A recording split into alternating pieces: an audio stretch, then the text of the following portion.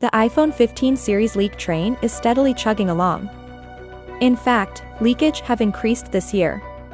Not only are we learning about the soon-to-be-released lineup, but also about the iPhone 16 series that will follow.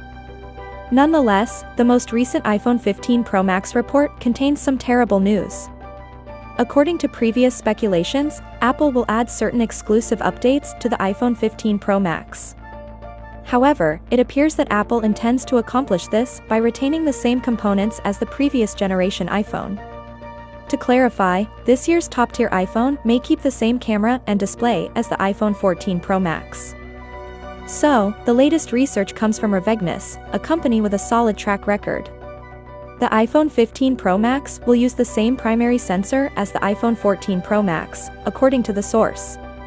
Previously, a rumor circulated that the device will include a Sony Exmor IMX903 sensor.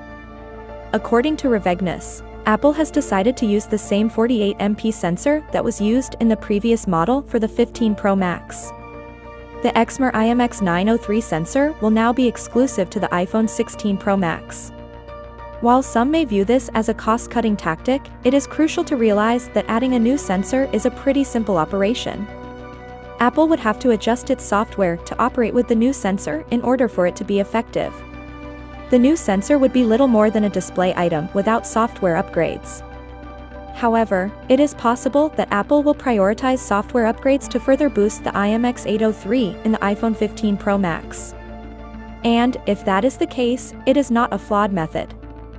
That is, the next top-tier phone may retain exclusive camera functionality with the same sensor as the iPhone 14 Pro Max. Revegnus has also revealed details about the iPhone 15 Pro Max's display, indicating that it would retain the M12 panel found in the previous model.